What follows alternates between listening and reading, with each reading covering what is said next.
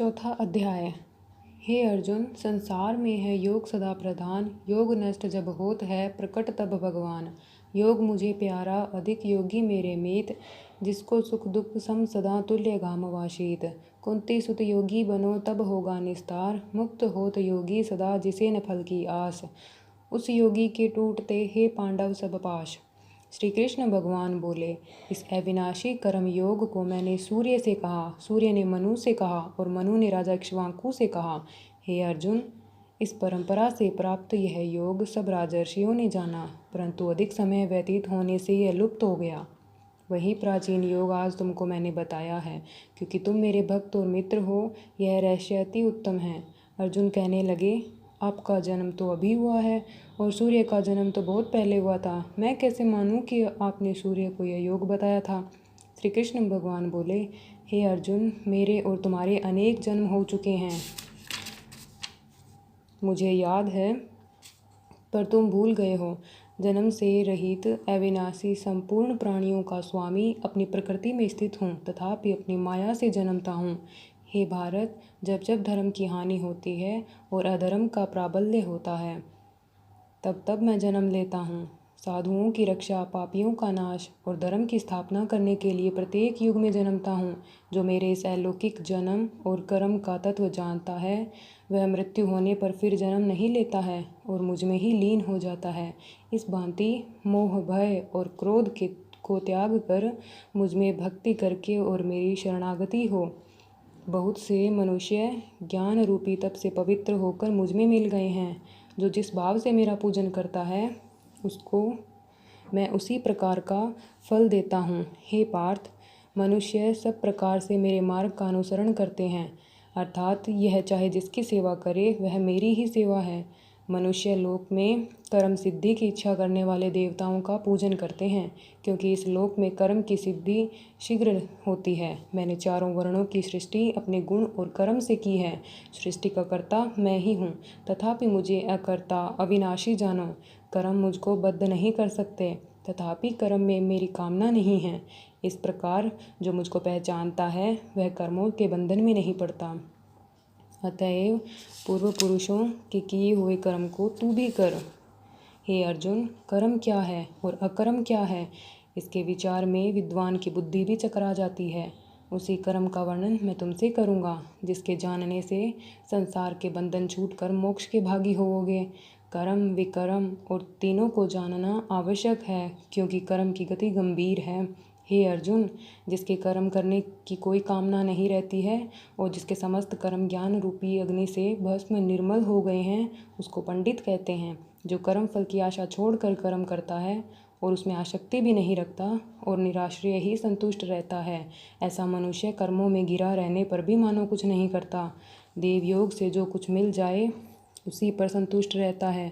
जो हर्ष, शोक आदि द्वंद्वों से मुक्त है तथा किसी से ईर्ष्या नहीं करता, कर्म की सिद्धि या असिद्धि में भेद नहीं समझता, वह कर्म करता हुआ भी उसमें नहीं। जो फल की इच्छा नहीं रखता, वासना से दूर हो गया है, ज्ञान में जिसका मन अचल है और यज्ञ के कर्म करता है, उसके वे सब दोष लुप्त हो जाते हैं। हवन करने का पदार्थ भी ब्रह्म है, आहुति देने वाला भी ब्रह्म है।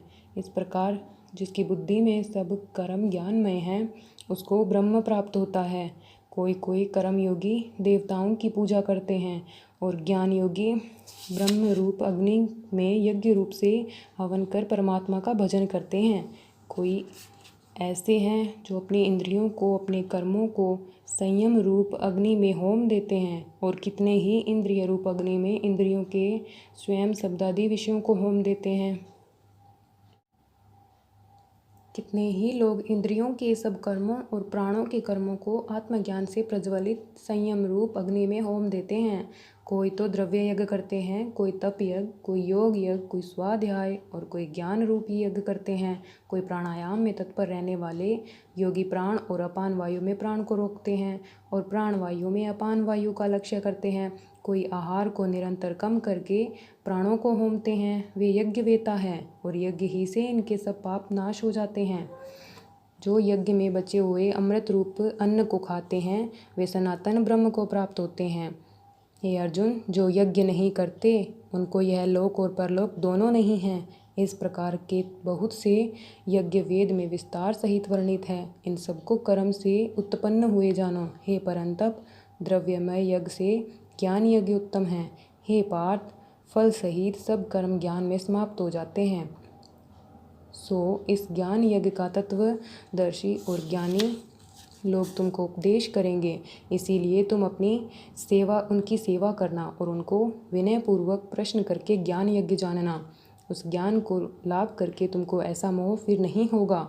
उसी ज्ञान से समस्त प्राणियों को तुम अपने में और मुझ में देखोगे। यदि सब पापियों से भी अधिक पाप करने वाले हो तो भी ज्ञान रूपी नौका से ही सब पाप रूपी समुद्र को पार कर जाओगे। हे अर्जुन, जिस प्रकार प्रज्वलित अग्नि लकड़ी को जलाकर भस्म कर देती है, वैसे ही ज्ञान रूपी अग्नि सब कर्मों को भस्म कर डालती है। इस लोक में ज्ञान के समान पवित्र और कुछ भी नहीं है। यह व्रत बहुत काल पर्यंत कर्म योग से सिद्ध हुए पुरुषों को अपने आप ही प्राप्त होता है। जो श्रद्धावान पुरुष इंद्रियों को जीत कर ब्रह्म ज्ञान में लगा रहता है, वह ज्ञान को प्राप्त करता है और ज्ञान को पाकर अल्प समय में ही शांति को पा जाता है। अज्ञानी, श्रद्धा रहित और जिनके मन में संदेह है, ऐसे जो पुरुष है वो नष्ट हो जाते हैं। जिनके मन में संदेह रहता है उसको यह लोक परलोक और सब कुछ भी प्राप्त नहीं होता। जिसके परमेश्वराधन और निष्काम कर्म योग के आश्रय से कर्म बंधन त्याग दिए हैं, हे अर्जुन, उस आत्मज्ञानी पुरुष को कर्म नहीं बांधते। अतएव अज्ञान से उत्पन्न हुए चित्त के इस संशय को ज्ञान रूपी तलवार से काट कर मेरे बताए हुए कर्म योग को करने के लिए प्रस्तुत हो जाओ। महात्म्य। भगवान जी बोले, हे लक्ष्मी, जो पुरुष श्री गीता जी का पाठ करते हैं उनके स्पर्श मात्र से ही अधम देह छूटकर मुक्ति को प्राप्त होता है। लक्ष्मी जी ने पूछा, हे महाराज, श्री गीता जी के पाठ करने वाले के साथ छूकर कोई भी प्राणी मुक्त हुआ है? तब श्री भगवान जी ने कहा, हे लक्ष्मी, तुमको मुक्त हुए की एक पुरातन कथा सुनाता हूँ। भागीरथी गंगा जी के तट पर काशी जी नगर है। वहाँ एक वैष्णव श्री गीता जी के 4थे अध्याय का पाठ किया करता था। एक दिन वह साधु वन में गया। वहाँ बेरियों के 2 वृक्ष थे, उनकी बड़ी छाया थी। वह साधु वहाँ बैठ गया और बैठते ही उसको निद्रा आ गई। एक बेरी से उसके पाँव लगे और दूसरी के साथ सिर लग गया। वह दोनों बेरियां आपस में कांप कर पृथ्वी पर गिर पड़ी। पत्ते उनके सूख गए। परमेश्वर की इच्छा से वह दोनों बेरियां ब्राह्मण के घर पुत्रियां हुई। बड़े उग्र पुण्यों के करने से मनुष्य देह मिलती है। फिर ब्राह्मण के घर जन्म लेकर उन दोनों लड़कियों ने तपस्या करनी आरंभ की। जब वह दोनों बड़ी हुई तब उनके माता पिता ने कहा, हे पुत्रियों, हम तुम्हारा विवाह करते हैं। तब उन्होंने अपने माता पिता से कहा कि वह विवाह नहीं कराएगी। उनको अपने पिछले जन्म की खबर थी। वह जाति में सुंदर जन्मी थी। उन्होंने कहा कि हमारे मन में एक कामना है, परमेश्वर वह पूर्ण करे। उनके मन में यही था कि वह साधु जिसके स्पर्श मात्र से उनकी अधम देह छूट कर यह देह मिली है, वह उनसे मिले तभी भला हो। इतना विचार कर दोनों लड़कियों ने माता पिता से तीर्थ यात्रा करने की आज्ञा मांगी। तब माता पिता ने तीर्थ यात्रा की आज्ञा दे दी। तब उनकी दोनों कन्याएं माता पिता की चरण वंदना करके गमन किया। तीर्थ यात्रा करती बनारस पहुँची। वहाँ जाकर देखा वह तपस्वी बैठा है, जिसकी कृपा से वे बेरी की देह से छूटी हैं। तब दोनों कन्याओं ने चरण वंदना करके विनय करी, हे संत जी, धन्य हो, आपने हमको कृतार्थ किया है। तब उस तपस्वी ने कहा, तुम कौन हो? मैं तुमको नहीं पहचानता। कन्याओं ने कहा, हम आपको पहचानती हैं। हम पिछले जन्म में बैरियों की योनि में थी। तुम एक दिन वन में आए, तुमको बहुत धूप लगी, तब बैरियों की छाया तले आ बैठे। लंबासन होने से एक बैरी से आपके चरण लगे, दूसरी को सिर लगा। उसी समय हम बैरी की देह से मुक्त हुई। आपकी कृपा से हमारी गति हुई है। श्री गीता जी के 4थे अध्याय का ऐसा महात्म्य है। तब मन वचन कर्म से नित्य प्रति पाठ करने लगे। तब श्री नारायण जी ने कहा, हे लक्ष्मी, यह 4थे अध्याय का महात्म्य है जो सुनाया है। जय श्री कृष्ण।